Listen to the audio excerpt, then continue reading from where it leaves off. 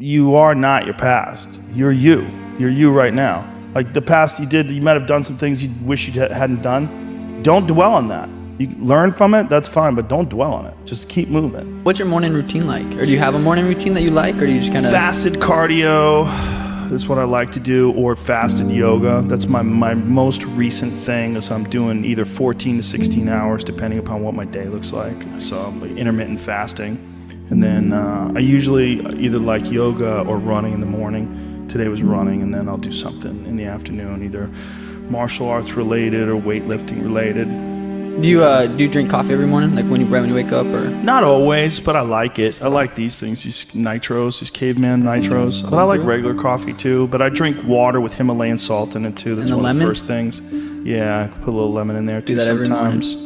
Sometimes I throw a little cayenne pepper in that motherfucker. Wow! Any apple cider ever vinegar? I do that stuff sometimes too. I take a lot of probiotics. Those are I eat a lot of kimchi. I find like kimchi and game meat is like, I've been on this kick for the past 3 or 4 months where I just eat kimchi and elk like 3-4 times a week. I'm eating that stuff. Yeah. Dude, it's hard when you eat some elk before bed and you wake up hard as a rock, wanting to fuck people up too. You're like, what the fuck, dude? People don't know, man. Dude, they don't know. You're eating a super athlete. If you eat elk, you're literally eating a super athlete. You know? How long's your training routine take you? Generally 2 hours.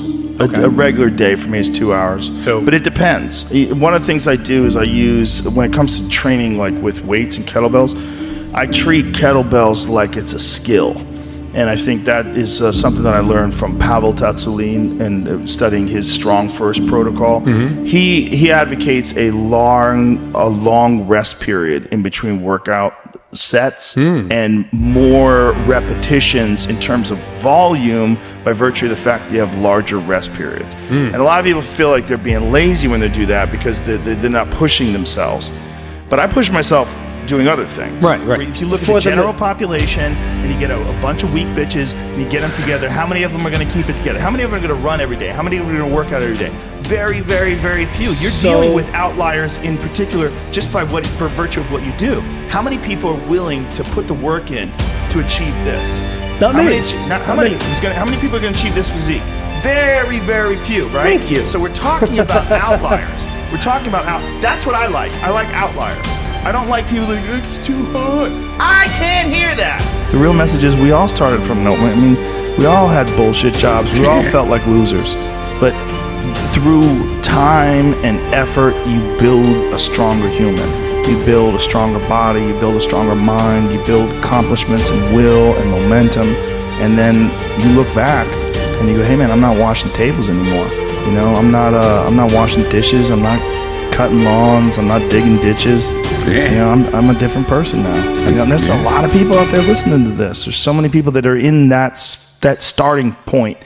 Like the people that come up to you and say, I don't know what to do. What should I do? How do I do it? Yeah. How do I get going? But you're going to have to figure it out, one foot in front of the other. Exactly. You're going to have to find a thing and keep working at it and get better at it. Love is the most important thing. And that sounds so cliche, but without love, it's all useless. Yeah. It's all useless. Yeah. There's no personal satisfaction in accomplishments if nobody loves you.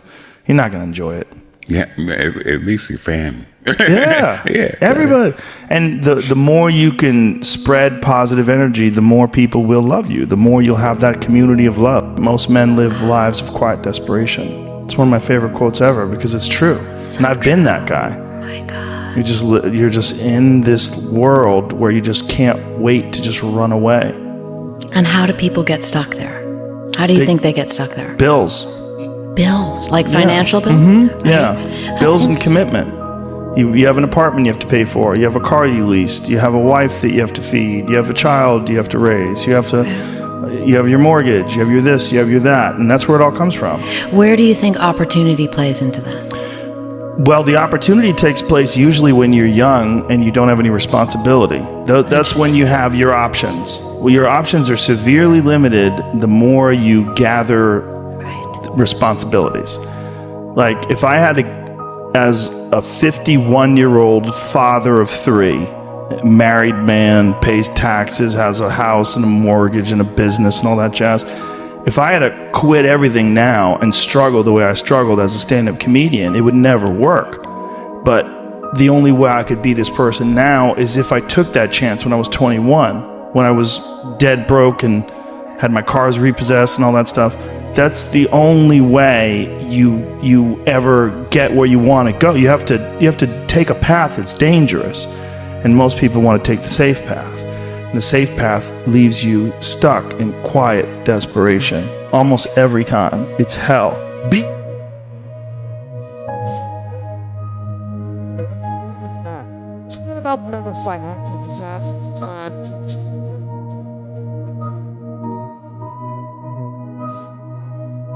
Right now.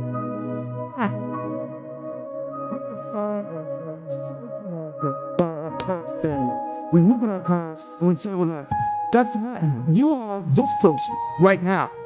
Who's learned from those failures, and you can choose to be the hero of your own movie right now. Write down your goals, write down things you want to improve, write down things you won't tolerate from yourself, write down things that you've done in the past that you never want to see yourself do again, and go forth from here as the hero of your own movie.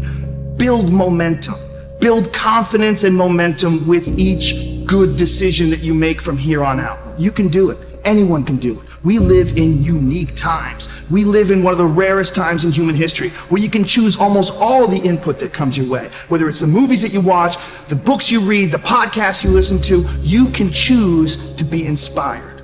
Do that. Do that. Find something. Find a thing that you genuinely enjoy, because getting good at things you genuinely enjoy is extremely beneficial for young people, because it lets you know that, like, everybody thinks they're a loser. Every young person thinks they're a loser. At least a young person in the situation I was at. Like, I didn't know I wasn't a loser until I started winning, until I started doing martial arts. Martial arts taught me that, like, I could get better at stuff, that I wasn't really a loser. I just was someone who was, like, in a fucked up situation. But you could channel all that energy that you have as a young person into something and get better at it, and then all of a sudden people admired me. I was like, this is crazy. So I went from being someone who was incredibly insecure and basically a failure to someone who was really successful at this one thing that was very dangerous, that other people were scared of. Well, I think balance is very important to happiness. And I think you can become incredibly obsessed on one goal. Your life could be a wreck outside of that one goal. It's a balancing act. It's a balancing act between family and friends and hobbies and rest and nutrition and passions and discipline and grinding and brutal workouts and recovery from those brutal workouts. It's a big, gigantic mandala. It really comes down to what are you trying to accomplish and what makes you happy. And for me, if one part of my life is awesome, but the rest of it is a wreck, I'm not happy. So I'm only happy if I've got like a good big picture going on. If I'm doing this balancing act and everything seems to be maintained. If it goes a little bit like this, then I can bring it back like this. And I'm constantly in this state of adjustment. Being on it isn't even always about success. Being on it is about learning. And sometimes learning comes from failure. And failure is one of the best teachers. Failing and getting right back up and figuring out why you failed, and then next time, try to do better. That's being on it too. It's not just about always being this unstoppable winner who's better at everything than everybody else. Nope. It's about doing your best all the time. Also, this idea, this is a really important one, because people have this idea that somehow, I'm 30 years old, I shouldn't be doing this anymore. I'm 50 years old, I should have learned by now. That's all bullshit. Throw that away. Toss that shit aside. You, like, these ideas of numbers that people have in their head, that by a certain age you should stop. You are alive. And if you are alive and if you are thinking, all those numbers that you keep attaching, well, you know, when Einstein was 30, shut the fuck up. Stop doing that. That is a waste of your time. And stop saying to yourself, I should be better by now. I'm such a total non-helping thought. What you need to think of is life. You're living, you're alive right now, and if you've made a mistake and you're still continuing to learn and grow, that's all just data. Over time, I've learned that these people, you're not going to fix them. I used to want to fix them when I was young. I used to want to go, hey man, I see what you're doing. Like, dude, don't do that anymore. Listen, just try, just do this and stop doing that and start doing this. And if you just work towards this, you could be successful. And then a week later, the guy's doing the same shit. You're like, okay, I'm wasting a significant amount of my energy on someone who doesn't want to waste any of their energy on themselves.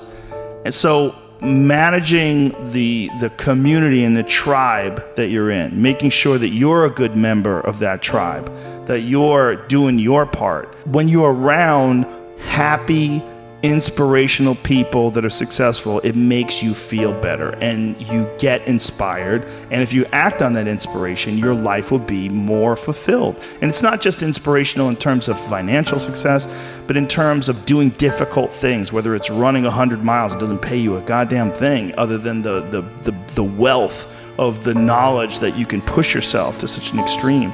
Or anything else, whether it's someone who becomes really good at playing chess or someone who's really good at martial arts or whatever it is. There's a great feeling in these overcoming these difficult things. I think a lot of what happiness is a management issue, and decisions that you're making right now, like you could be in a shit state of mind right now, but you can make some decisions to adjust that, and over the next couple hours, you'll get to a much better place. And this includes the way you communicate with people. This includes like the friendships that you have, making sure your friends know that you love them. They oftentimes think, I want to be the one that's enjoying life, like especially selfish people. If people enjoy being around you, you'll enjoy everything more. The solo effort of going through life like with a narcissistic perspective, one of the major problems with that is there's no one to share it with because you're all out for yourself. Even if you get there, you're going to be filled with sadness and despair. It's not what you want. What you want is to be happy, right? Well, I know you think that you have to be all about yourself to be happy, but in fact, that is a way to ensure unhappiness regardless of success. Keep moving. Use it as fuel. Say never again. I get what I did wrong, but don't think that you're that person that made those mistakes. You're the person who's learned. And to have that attitude is a really important thing. And to not say, why am I doing this now? I could have been doing this my whole life. Well, you weren't, so the fuck is that going to help? You gotta not think like that. You just gotta be happy you're doing it now. It sounds like really hippie, but true happiness comes from making other people happy. True happiness comes from being around happy people and enjoying each other's company. That's really hard for people to wrap their heads around because they always associate true happiness. No, true happiness is with like titles, or numbers, or objects that you possess, or whatever it is. You're not concerned about being nice to people. You're not concerned about having a positive impact on people. You're more concerned with making ones and zeros. But it really truly is how the human race interacts with each other. You really have to be nice to other people to be happy. You have to. If you're not, you won't be happy. And we all make mistakes, and we all find ourselves in positions of frustration, and we've all acted out and yelled at our dog when maybe we shouldn't have. And there's pressures in this life. But I think it's really important to recognize what those truly are, and to understand that at the end of it, we can alleviate a lot of how we deal with in this life if we really treated people the way we would treat them as if they were ourselves living another life. You don't have that, everything else is horseshit. You can have a $100 million house and a private jet, and if you don't have love, you don't have anything.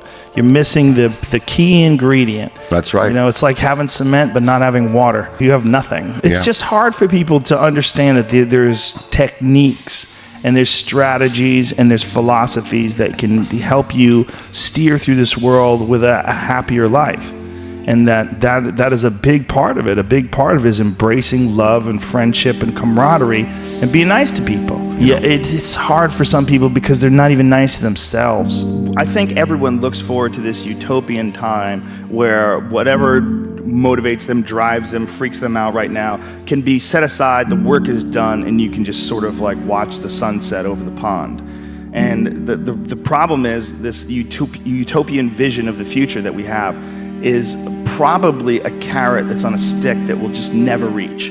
and we keep working hard to improve our society and our life and ourselves and our families and our relationships, hoping that one day we'll achieve this ultimate peace that will never come. I completely agree with you, and we're going to get attacked for this by people who are unhappy with their choices in life. And that's a fact. You know, there's a bunch of people that will say, yeah, well, I have a family, so, you know, it's a great idea for you to just go out there and go crazy. I have people to support. You need to listen. Stop saying that.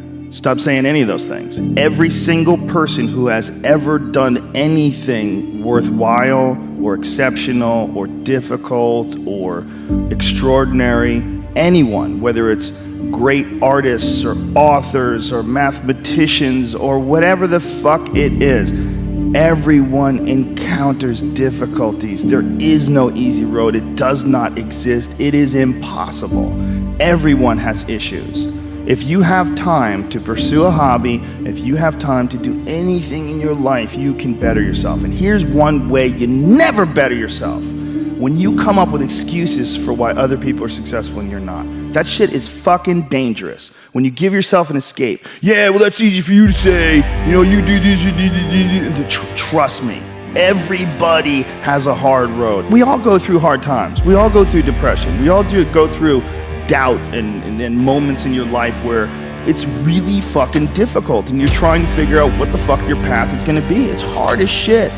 But that is what makes you a person. And those difficult moments are what build your character. When you're alone with your thoughts, you get an idea of what your thoughts actually are. If you live your life just acting constantly on the momentum of other people's expectations, of you wanting to be liked by these other people, you can run into a trap. And you set up a life that you didn't really want. You're fucked. You're trapped in this situation where you have a mortgage, you've got credit card bills, you've got student loans you have to pay, you have a bunch of shit going on you have to continue to feed. And all that, and especially if you have a family and you have to feed them, oh my goodness. Then you're fully locked in. You can't take any chances whatsoever. And oftentimes people make the mistake of getting stuck. And it is just a tactical mistake, just like it would be a mistake if you got stuck on a video game. Just like it would be a mistake if you followed a map incorrectly and you got stuck in the woods. Your life is certainly some sort of a journey. It's certainly some sort of a journey. And we have to all be aware that when we're making journeys, we're not going to always make the right steps. And sometimes you have to back up and try again. And if you're in a position where you can't back up and try again, you've trapped yourself. And the system will set out honeypots for people to get trapped in. The system will set out the ideas of retirement, the ideas of the golden years, providing you benefits, providing you a healthy work environment. Why? Well, because they want people to work for them. They don't want people to realize their own dreams and escape. And that's a fucking pain in the ass. So you got to hire more people and train them. And they want to set it up so that you stick around. You stick around in some sort of an unsatisfying world. It's up to you to see that video game problem, to see that issue as it comes up on the map. And no, I think this is a right turn. To see all the problems that could potentially lay in front of you and calculate your future. And then also look around at all the people that didn't do it and look at the misery that they're in and learn that you don't want to be like them. And then look at the people that have kind of taken chances and navigated their way. What did they do differently than you? What objectivity do they have that maybe you lack? What insight into their own mistakes are they willing to delve into that you're not, that you step back and go, you know, I just don't want to look at myself that closely. But the person who's able to look at themselves the closest is going to get the more rational results. Everybody's got these stupid barriers they put in their own head. You got to resist those goddamn things because they don't do you any good, and they certainly define the potential for your future in a negative way that's not self-serving and it's not even real. You know, you put this artificial ceiling on the potential for what you're doing. If you hit a wall, okay, that just means you need to regroup and rethink. It doesn't mean that wall's there, especially when it comes to something like social media or like a podcast, something where you're putting out a piece of art, you're putting out something that you've created. There's no wall as far as like how many people are going to enjoy it or how far it's going to go. It's just, it is what it is. And if people don't like it, make it better. If they like it less, fix that. Figure out a way to do it. You can do that. And this idea that there's no way to get past the starting block today is just ludicrous. It's crazy. And it's just this this poor thinking. Look, there's a lot of ways you could look at bad events. You could say a bad event is just who you are, and you just have bad events, and you're a fucking loser, and life hates you, and God hates you, and look at that, happening to Mike again. Can't fucking believe it. There's a lot of guys who go through life like that. And, you know, they can say that they seek comfort in lowering the standards that they expect out of things. So when things go bad and they say, well, I fucking knew it. For them, it like alleviates some concern about what's going to happen in the future, because the future is always dog shit. It's hard to be comfortable with yourself. So it's very hard to be comfortable with other people. That's why I always stress with people, like, you've got to accept yourself for what you've done wrong. Do your best. And also find some difficult shit to do, because that gets away a lot of the anxiety that you carry around in your body. A lot of difficult things make regular life less difficult. And that sounds so simplistic, but particularly physically difficult things. Because when you do things that are physically difficult, the strain of making yourself do those things, it's very valuable. It's not just valuable like exercise and fitness and martial arts and running and whatever you're doing that's really difficult. It's not just valuable in terms of like health and the way you look, but it's also valuable for your mind, maybe even more so. Because regular life can be confusing, and little things that go wrong and little problems that arise are exacerbated by the fact that you're not accustomed to dealing with hardship. So creating your own bullshit is extremely valuable for you also, not just accepting the nuanced perspectives of other people, but also being able to navigate through this world with some sort of an understanding of just how complex it all is and how weird it all is, and not be overly thrown off by every little dip in the road and pothole that you encounter. People don't want to hear that sometimes, because they want to hear that you've done enough. You're amazing. You're a winner. You're a perfect person. You don't need to work harder. People need to accept you, and we need the government to step in and fill in all the holes, fill in all the blanks. And this income inequality idea, like there's an income inequality problem in this country. Well, guess what else there is? There's a fucking effort inequality problem in this country. I think your feelings are important, but I also think that people have a tendency towards self-indulgence. And if you deny that tendency, if you ignore that fact, you're going to create a bunch of people that think that the world does revolve around every single nuanced feeling that they have. Also, there's this rejection of responsibility and discipline. They're equating discipline with not just toxic masculinity, but cruelty.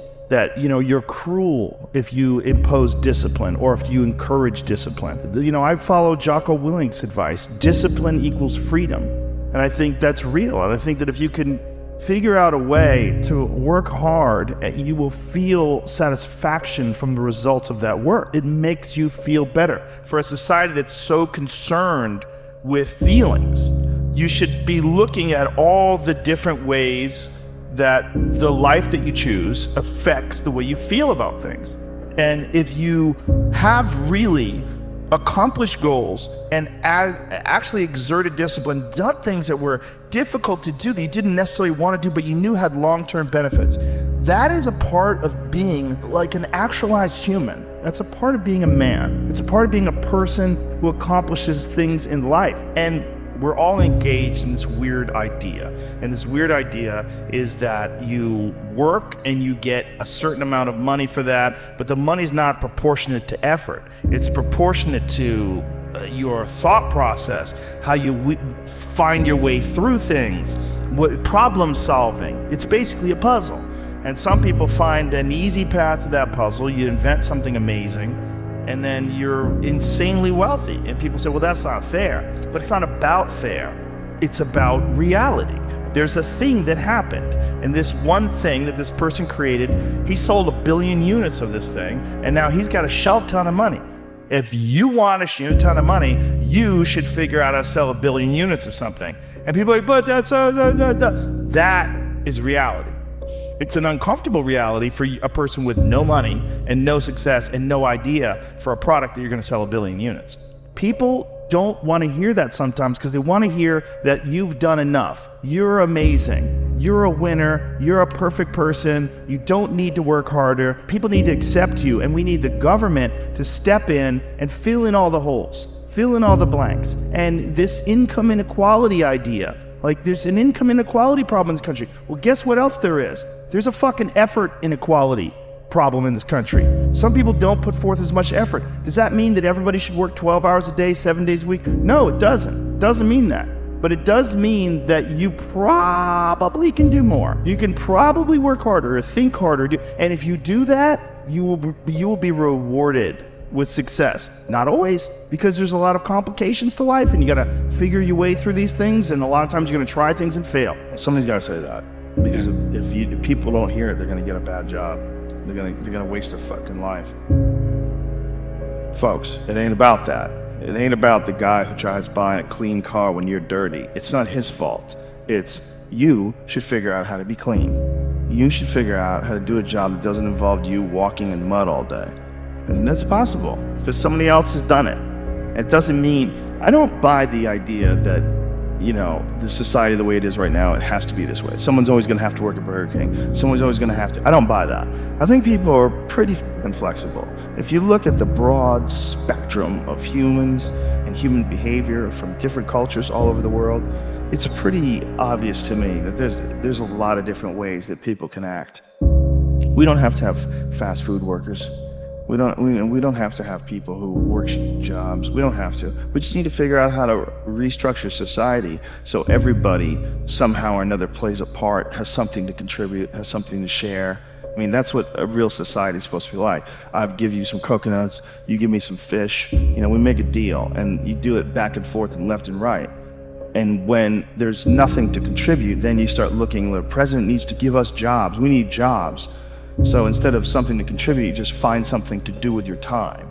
And then it becomes about doing that more than it becomes about finding something to contribute. So society gets wrapped around becoming a part of a machine. Society, instead of becoming a bunch of individuals that are expressing themselves in unique ways, and everybody sort of borrows and shares and sells this and you sell that, and we all sort of figure out how we can contribute in a society, we got sidetracked and diverted into these boxes that they call companies and corporations, and we got stuck into these containers they call cubicles or offices, and we got forced into this system. So our time, instead of it being invested in making pottery or fixing cars or doing something where you have a passion or you have some sort of a connection to, instead of that, you've sold your life to sit in a box and work for a machine, an uncaring machine that demands productivity. It doesn't understand you, it doesn't want to understand you.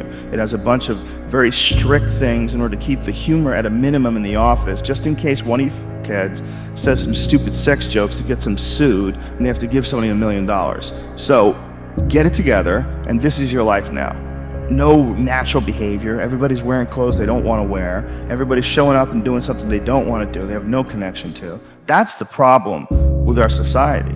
And then what's the reward for all this stuff? Go home, get a big TV. Go home, you're gonna get a shiny belt buckle. You're gonna get a nice purse. You're gonna wear shoes that you couldn't afford last week. You're gonna get that dream car. And every week we're chasing down this new object. And every week we're trying to fill this hole in this sad shadow of a life that we've been left with after work.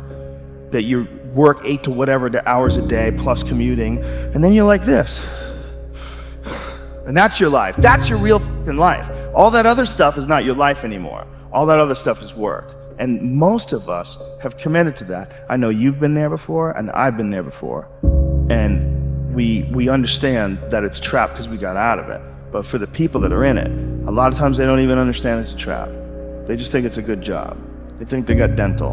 I'm doing really good. You know, I got my own parking spot, it's got my name on it.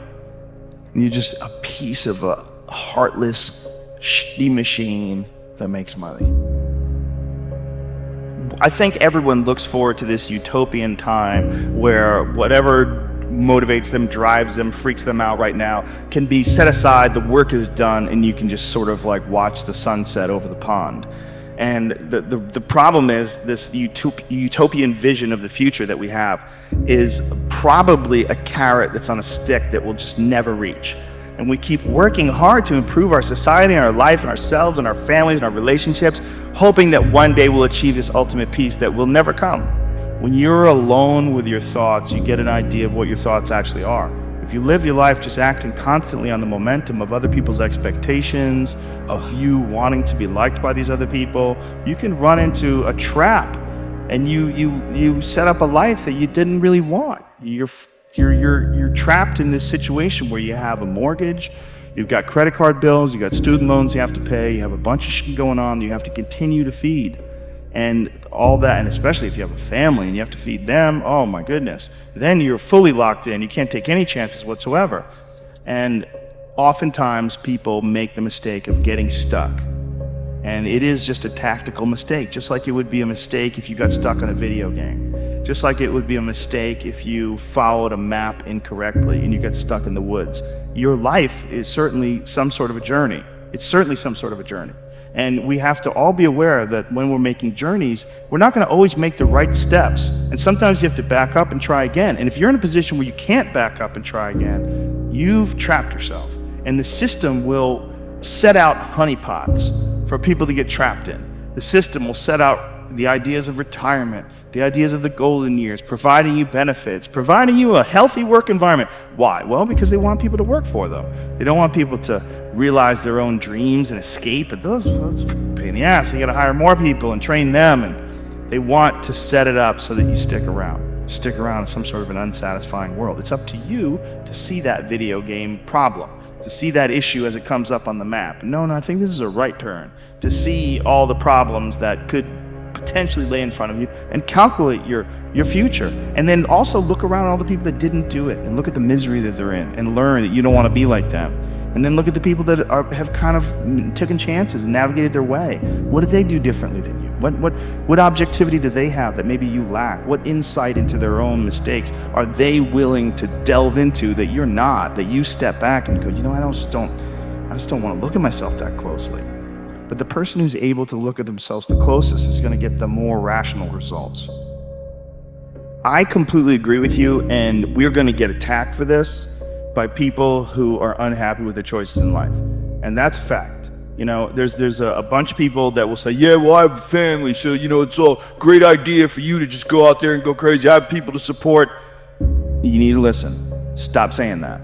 Stop saying any of those things. Every single person who has ever done anything worthwhile or exceptional or difficult or extraordinary, anyone, whether it's great artists or authors or mathematicians or whatever it is, everyone encounters difficulties. There is no easy road. It does not exist. It is impossible. Everyone has issues. If you have time to pursue a hobby, if you have time to do anything in your life, you can better yourself. And here's one way you never better yourself.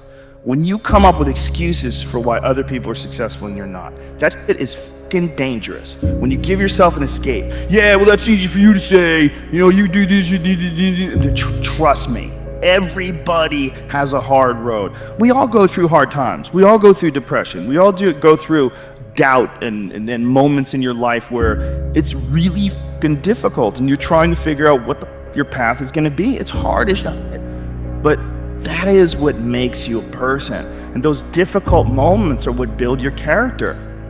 You're making $15 an hour and you have children to feed. You have a dream. You have a risk. You have a thing to do and you're scared. And a lot of people would advise you to not take any risks in that situation. And that might be good advice because everybody's got a unique situation. Everybody's situation is totally, completely unique. And it's hard always. But my advice is always, you have to think of your life in terms of, first of all, it's a temporary situation. You have a finite amount of time, and it can be a good time or it can suck. Mm-hmm. And if it sucks, you have to fight to change it as if your life depends on it, because it really does. It really does. The quality of your life depends on it. The quality of the experience depends on it. And you've got yourself into a bad situation. Like if you went down the wrong road, okay, if you have a destination to go to and you're supposed to go left, but you fuck up and you go right. And you go right for like a couple of miles and you realize like, oh my God, I went right. What do? Do you keep going right? Do you stop, get out of the car and cry?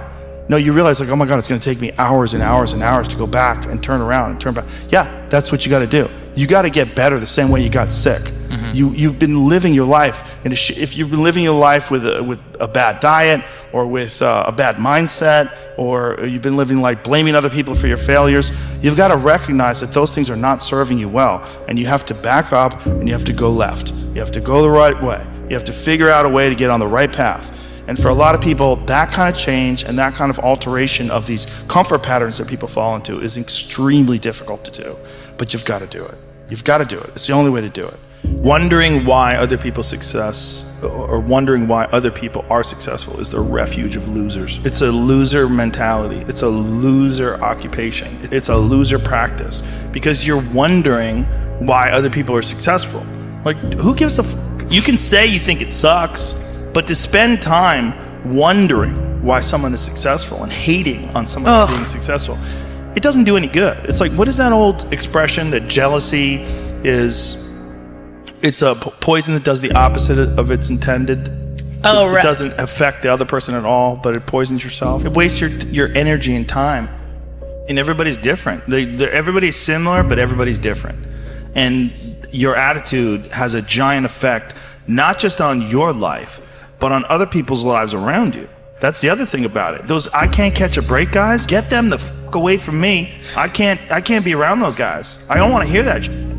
I don't want to hear that shit. I don't buy it. Because everybody has bad breaks. Yeah. I've had a shit ton of bad breaks. But you know what I did? I stayed up and I thought through it. And I figured out what the fuck I did wrong, and then I went back. It's like I fucked up everything I've ever done 100 times. There's no other way to do it. And I've had a bunch of shitty breaks. Everybody has. But you got to realize when you have those shitty breaks what that is. It's an opportunity for you to reassess, reboot, get better, figure out another way, find another way through. It's just little challenges. And the people that look at those challenges and go, why do I always have these challenges? They're cancer. Those people are dangerous to be around. They will rob you of your enthusiasm. They don't give you any fuel. They're the opposite of fuel. Like the fuel people, the people that are kicking ass, the people that are out there just fucking hustling, always getting things done. You go and get after it. You don't make any excuses. And those kind of guys are fuel. But those I can't catch a break guys, they're the opposite of fuel. They're just pissing on your fire. They're no fun. The people that surround them are all idiots, because only idiots want to be around I can't catch a break guys. Yeah. Only the dummies stick around. After a while, even if they're your good friend, you got to be like, bro, you got to fucking stop. You got to stop with all this I can't catch a break bullshit. All the time you're complaining, you could be instead hustling. You could be instead chasing your dream. You could be instead figuring out what you're doing wrong, trying to improve certain aspects of your life, getting your shit together, reading a book, meditating, something. Fucking something. But this I can't catch a break is not helping anybody, and it pushes everybody away from you. But some people, they get caught in that pattern, and it might be their parents, it might be how they were raised, somebody might have told them they were useless real early on, it's stuck, and they never feel like they get enough reassurance. They never feel like they get enough motivation. And they feel like other people get more. And they look at all these other people, how come he gets that? How come she gets this? How come he's got that going on? And all that's bad for you too. That shit no good for you. There's no one human being where everyone's gonna listen. Mm-hmm. There's no one positive message. Hey, we should just love each other. Hey, we should value community and friendship, and we should take care of our bodies and be healthy. That could say anything where everyone's going to listen. Yeah. But that is the most significant factor. Mm-hmm. The most significant factor is doing things that are positive both for your health and for your friendships and for your community, and also like choosing a path in life that is actually rewarding and satisfying. And that's hard. It's a very difficult thing to do, and this idea that everybody starts at the same starting block is fucking total horseshit. And that is something that people who are doing well like to stick in the face of people that were dealt a really bad hand of cards. The problem with human psychology is that we do tend to concentrate on negative things. It's not healthy for anybody. And the more time you can concentrate on yourself and people you care about, and friendships and love and community and your actual interests, real interests. You should have hobbies, you have things you're curious about. The more you take care of your own bullshit, the less you're going to worry about other people's bullshit. And the more you can enjoy things that you're actually interested in, as opposed to spending time cultivating negativity, which is so intoxicating. It's so easy for people to get caught up in this artificial drama.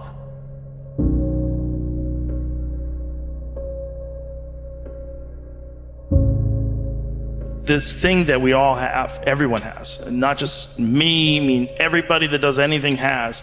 And it's like this voice in your head that wants you to do nothing. Your mind has to seek discomfort. It has to seek these difficult tasks. You have to enjoy it. And you have to figure out a way to make your mind enjoy those things. Some people it comes easy and some people it doesn't. Some people it takes a long time. I always tell people the best thing you could ever do is force yourself to a schedule. Just write it down. Showing up when you don't want to show up. Forcing yourself to do things you don't want to, but then reaping the rewards. Discipline equals freedom. And it's true because he's able to force himself to do that every single time. There's no excuses. There's no breaks. There's no days off. It doesn't happen. So because of that, you're not scared. You know that you can keep doing it. You know that you can continue to perform. There's a lot of people that are scared of their ability to do something that's difficult. They're scared of whether or not you see someone who's doing something that's really tough to do and you go, man, I don't know if I could do that. I don't know if I could force myself to be disciplined. I don't know if I could force myself to take that kind of action. Well, if you do force yourself to take that kind of action, you don't have that question anymore. That question, I don't know if I can do it. Well, you're doing it. Most people, their associations are to avoid anything that's uncomfortable. But it's so illogical because when you look at comfort and you look at success and progress and the feelings of accomplishment and of getting past certain hurdles in terms of how you feel about life, a lot of those are connected to discomfort. Discomfort is your friend. It really is. Discomfort, not being happy and content with certain situations in life or certain feelings in life, they're massive motivators and they're amazing at facilitating change. Instinct is to avoid those and just sit on the couch and watch some reality show about dudes who make moonshine. Well, when I was 21 and I was first starting to do comedy, that's when I was really devouring as much of it as possible because I was trying to figure out how to not be so lazy, how to be motivated, how to get done, and how to find the correct path and think about things correctly. I would follow all this personal power, workshops that you would do, little notebooks and fill out and things to talk about and things to concentrate on. If you did do it, it would help you. But really what it's all about is just getting together and moving. Just go do something. Just doing it. Just doing it makes you do more. Do more hard makes you do more hard. Yeah. Understand that you want it bad, so you're willing to put in the work and do things you don't want to do. It's what makes you have that confidence that you know how to push through. And the mentality that I'm the type of dude to get it done. I'm not gonna waste my day just sitting around a hotel room. No, I'm gonna go to work. That's what I feel like is missing from a lot of people that are getting into motivational this, motivational that. They ain't doing shit. You gotta go do something. That's the number one thing, right? It's fucking action. Take action. Well, I think the one thing that discipline definitely does help you with is it helps you get things done. And when you get things done, when you actually do things, you have more success. If you have more success, and sometimes a big part of success is just not being lazy and just doing it. Yeah. That's 90% of it is just showing up. Get there and start working. You're not gonna feel perfect every day. If I only worked out when I felt good, I'd be a fat fuck. Because there's a lot of days I don't want to do it. It's pretty much the same with everybody that actually gets good at something. There's got to be those days you push through, and they're probably going to be more numerous than the days you don't. And so the benefit of discipline, in my eyes, has always been that through discipline I get things done. I always say that I'm the most lazy, disciplined person I know. Because I don't want to do it. Yeah. But I always do. Mm-hmm. And that you have to sit down, you have to overcome resistance, and that pro goes to work. And it doesn't matter if you're sick, it doesn't matter if you have kids, it doesn't matter what, you're a pro and you go to work. And that just, it puts it in your head that this is what I do. This is what, and you have pride in that. And you're doing the work. Yeah. And out of that work, gems blossom. Yeah. Little things, but you might have a day where you just write nothing but dog. So what? Show up again tomorrow, and tomorrow out of that dog, a flower will emerge. You never know, and that's the only way to really develop your potential 100% in anything.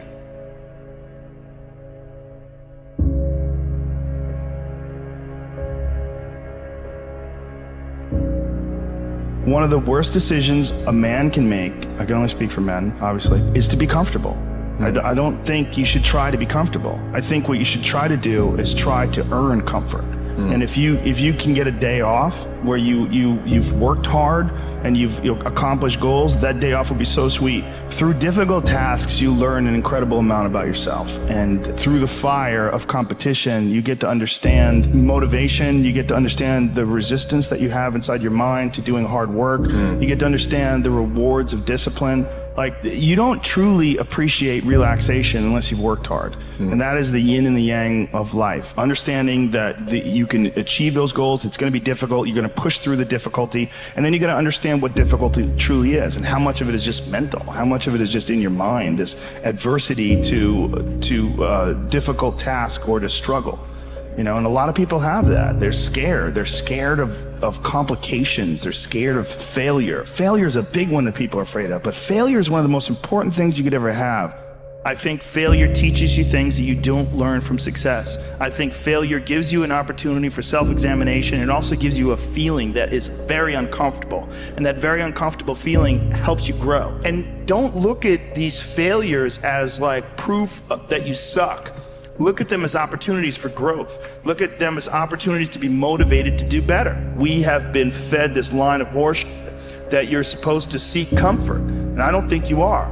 I think you're supposed to seek lessons, and you're supposed to seek difficult tasks and accomplishments, and through those things, and through doing things that are hard to do, even if it's just a fucking 90-minute hot yoga class.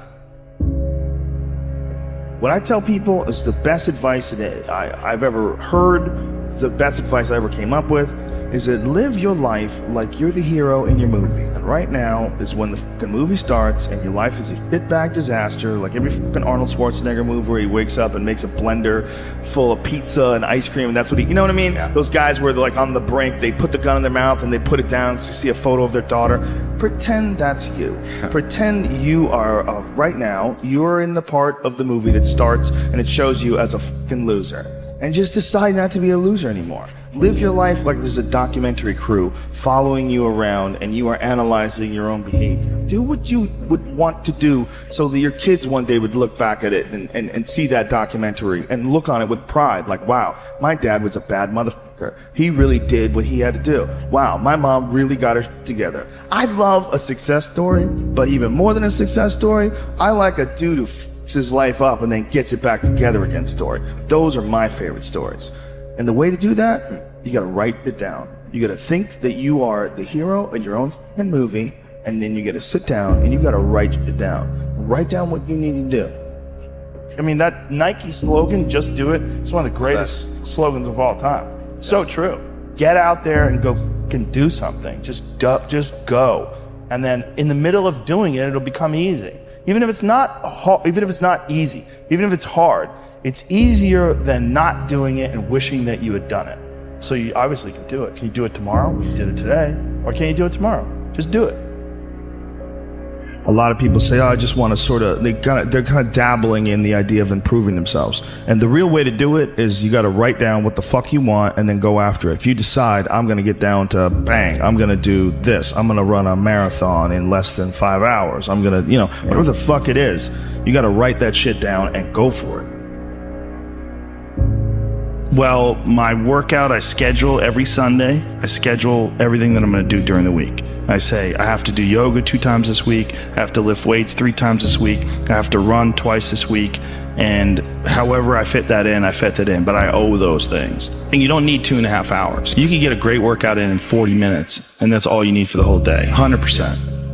This idea of time, like how much time did you put in today? Like you could work out in a bullshit manner for 2 hours and not get nearly as much done as you can for a half hour hard just running. So I have to get those things in. The only exceptions are injuries and sickness.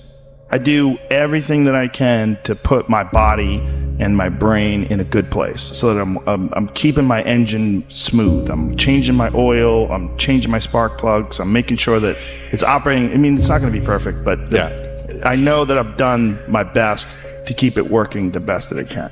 There's consequences that you pay to constantly seeking comfort and avoiding discomfort and avoiding hard work. And those consequences are you're never going to feel self-realized, You're never going to feel like you accomplished anything. You're never going to have this feeling of understanding that difficulty and struggle and the ability to push through that is a muscle. And you develop that muscle by doing it. And once you do, you develop a lot of self-satisfaction, and you develop peace of mind, and you understand that you can overcome obstacles. If you don't have to overcome obstacles, you never know whether or not you can. Unless you are faced with actual adversity, you don't understand how you're going to feel and how you're going to react when you overcome that adversity.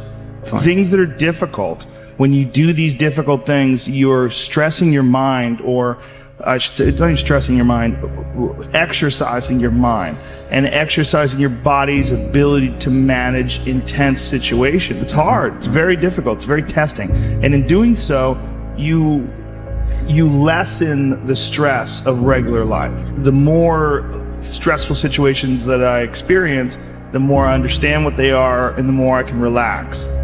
But it's also like a matter of constantly being exposed to these stressful situations where there's not a long break in between doing stand-up, or a long break in between martial arts training where to the point where anxiety can build up, and then once you get into it, it's almost an unusual situation instead of a usual one. What I tell people is the best advice that I've ever heard, the best advice I ever came up with, is that live your life like you're the hero in your movie. And right now is when the fucking movie starts and your life is a shitbag disaster. Pretend you are, right now, you're in the part of the movie that starts and it shows you as a fucking loser. And just decide not to be a loser anymore. Live your life like there's a documentary crew following you around and you are analyzing your own game. Do what you would want to do so that your kids one day would look back at it and see that documentary and look on it with pride, like, wow, my dad was a bad motherfucker. He really did what he had to do. Wow, my mom really got her shit together. I love a success story, but even more than a success story, I like a dude who fucks his life up and then gets it back together again story. Those are my favorite stories. And the way to do that, you gotta write shit down. You gotta think that you are the hero in your own fucking movie, and then you gotta sit down and you gotta write shit down. Write down what you need to do. You have to be the hero of your own story, and you can do that. 90% of it is just showing up. Get there and start working. Like, you're not gonna feel perfect every day. There's gotta be those days you push through, and they're probably gonna be more numerous than the days you don't. And so the benefit of discipline in my eyes has always been that through discipline, I get things done. Write down everything you want to do. This is what I want you to do. Write down what you would like to fix about your life. And then just, if you're 30 pounds overweight, you want to lose 30 pounds? Do it the right way. Go start eating vegetables, monitor your calories, write down what you eat, exercise every day, force yourself to do it. The brain is the general, the troops of the body, and you get up and you do it. And then you get to write it down. Our bodies, for whatever reason, most people, their associations are to avoid anything that's uncomfortable. It's so illogical, because when you look at comfort and you look at success and progress and the feelings of accomplishment and of getting past certain hurdles in terms of like how you feel about life, a lot of those are connected to discomfort. Like, discomfort is your friend. It really is. Like, discomfort and not being happy and content with certain situations in life or certain feelings in life. One of the big problems is sitting down and doing the work. And he labels it like an enemy. He calls it resistance, you know, and that you have to sit down, you have to overcome resistance, and that the pro goes to work. And it doesn't matter if you're sick, it doesn't matter if you have kids, it doesn't matter what, you're a pro and you go to work. And that just, it puts it in your head that this is what I do. You have pride in that. And then when you are in front of that keyboard and you look down the count, it says put 1,000 words in. You're doing the work, and out of that work, gems blossom. And it's about resistance that people feel when you should write, or you should paint, or whatever you should sculpt, whatever these things are that you pursue. And that there's this thing that comes up that tries to keep you from doing that. This resistance. You're not a hero in your own eyes. You're not someone who you respect. You know, you're doing what you got to do to get by, but ultimately, you're not respecting yourself. And I think we all have a certain amount of appreciation and respect for hero figures. You know, like we all look at like the guy who never lies and always does the right thing and fucking helps everybody out. And that's the John Wayne character. You know, that's the ultimate hero. And he's like, this is a battle that you will fight for the rest of your life. But the key is to fight it, not to give in. Don't give in to that resistance, just to fight that resistance. And in doing so, every day you do so, you have won the battle for that day. And you will continue to fight that battle. And when you look at your own life and you don't stack up, you're a thief, you stole money from your wife's purse, and you know, you don't want to smoke cigarettes, but you fucking have to, you can't deal with the stress, you smoke, you devalue yourself. You slowly start devaluing yourself. When you look at yourself, you realize that if you were judging yourself, you would judge yourself unfavorably. So no matter who you can't pretend you're the hero of your story. You can be the hero of your own story that woke up today. You can be the hero of your own story that at 40 years of age stopped, got out of bed and said, I'm not doing this anymore. Only by my instincts and only by my morals and my ideals and my mind. And I'm going to be dead honest with myself because I'm realizing this is not going to last forever. And I'm going to get myself in shape and I'm going to eat healthy. And I'm going to do this because this is me now. I decide that this is me. And people have to realize that you are not your past. You are not all the times you fucked up. You're not all the times you were drunk. That's not you. What you are the person who's learned from a great deal of experience. When you're alone with your thoughts, you get an idea of what your thoughts actually are. If you live your life just acting constantly on the momentum of other people's expectations, of you wanting to be liked by these other people, you can run into a trap and you set up a life that you didn't really want. Your life is certainly some sort of a journey. It's certainly some sort of a journey.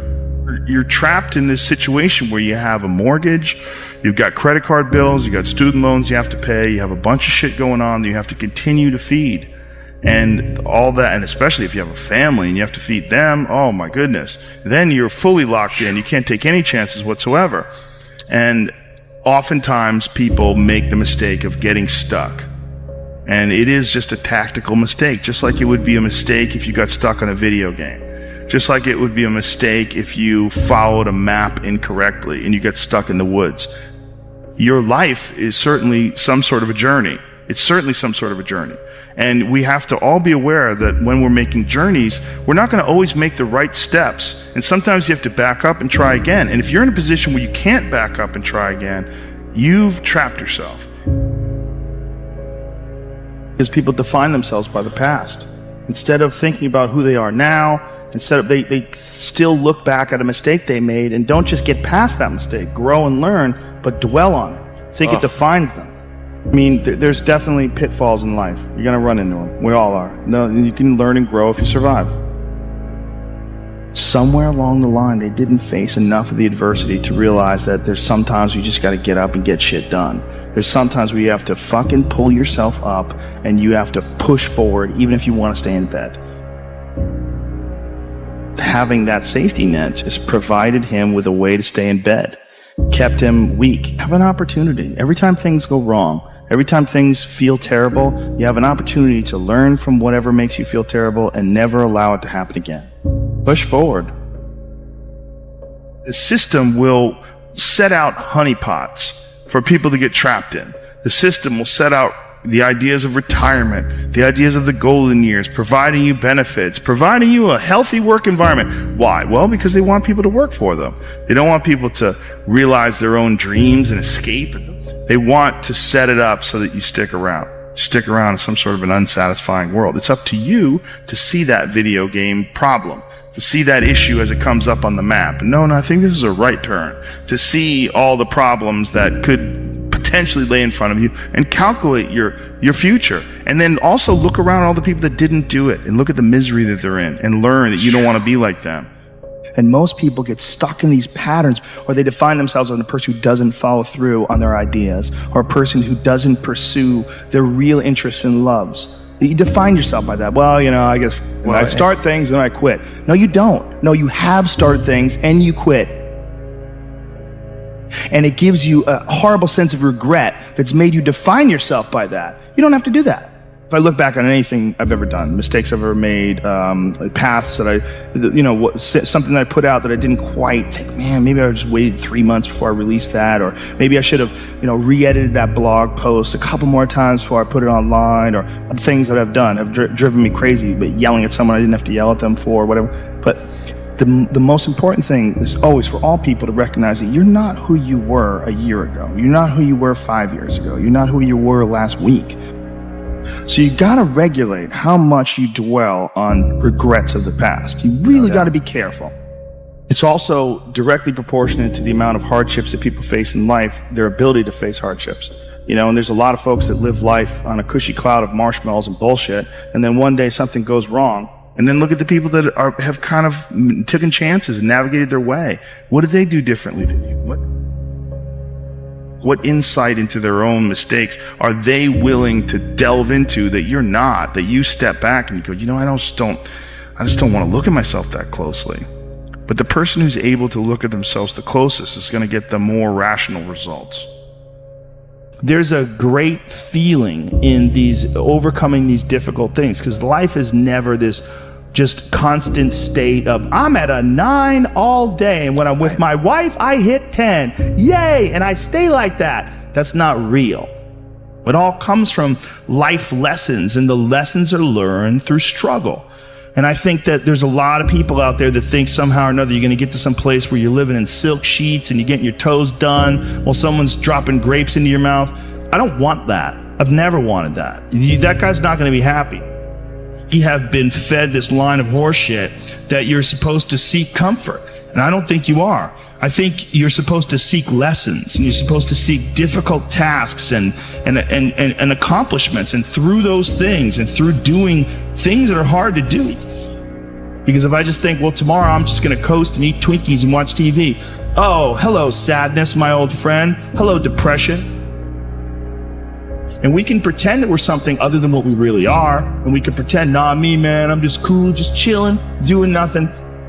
Little improvements, I think, are what life is all about. And I think also they're a tool to feed the mind. Because I really believe the mind needs these little lessons. The mind needs these little tasks of stimulation and reward. Lack of these peaks and valleys. And this bullshit idea that we're constantly fed that you should be comfortable. Those human reward systems are carved deeply into your DNA. And if you don't respect that, if you don't respect the mechanism of happiness and fulfillment and what you really need to do in order to feel satisfied in life, camaraderie, love, family, friendship, struggle, testing yourself, learning, all those things are imperative. They're all a giant part of being a person. Improvements over things. That's why doing difficult things is good. Your mind has to seek discomfort. It has to seek these difficult tasks. You have to enjoy it. And you have to figure out a way to make your mind enjoy those things. And some people it comes easy, and some people it doesn't. Some people it takes a long time. I always tell people the best thing you could ever do is force yourself to a schedule. Just write it down. Like today I have to do an hour on the treadmill. I have to do an hour. No matter what, even if you're walking on it, you're doing an hour on a treadmill. The next time you're going to do it, you did an hour and this is the amount of miles you got in. Next time you're going to, add 3 miles. Put an extra 3 miles in that 1 hour. And just keep doing things like that. Write down, today I'm going to do 100 push-ups, and I'm going to do 100 sit-ups, and I'm going to do 100 chin-ups. That's today. And then force yourself to adhere to a schedule. Make a Monday, Wednesday, Friday workout schedule. Give yourself some time off, Like don't even crush yourself to the point where you can't do it. Make it so that you really appreciate those Tuesdays and Thursdays. But on Monday, Wednesday, and Friday, you're going to get after it. And this is what you're going to do. Most people just try to go work out.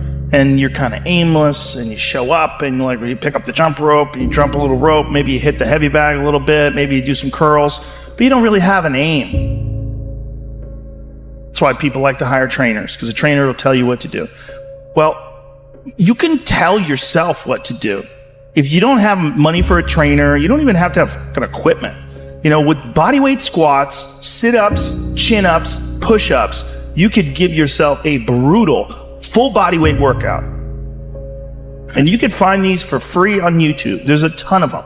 There's a ton of these bodyweight workouts you could do. Just force yourself. Write it down. Monday, Wednesday, and Friday, I'm going to do 100 push-ups. I'm going to do 100 chin-ups. I'm going to do 100 sit-ups. Even if it takes me all fucking day. Even if I have to do 10 and 10 and 10 and keep going all day, just that's what you do. Do 10 push-ups, take a break for 20 minutes, do another 10. But get those 100 in. I don't believe in half-assing things. This life is short. You know, if you get into something, get into it. And if you're not into it, don't be into it. And I think that insanity and greatness are next door neighbors, and they borrow each other's sugar. That's my that's what I've always said. There's something about mastery, like true mastery, that requires you to shut off massive areas of your life. There's a lot of people that are scared of their ability to do something that's difficult. I don't know if I could force myself to be disciplined. I don't know if I could force myself to take that kind of action. Well, if you do force yourself to take that kind of action, you don't have that question anymore. That question, I don't know if I can do it. Well, you're doing it. So you obviously do it. Can you do it tomorrow? We did it today. Or can you do it tomorrow? Just do it. You get so much more benefit out of a struggle that you choose to embark in versus a struggle that life throws upon you. Get out there and go and do something. Just go. And then in the middle of doing it, it'll become easy. Even if it's not easy, even if it's hard, it's easier than not doing it and wishing that you had done it.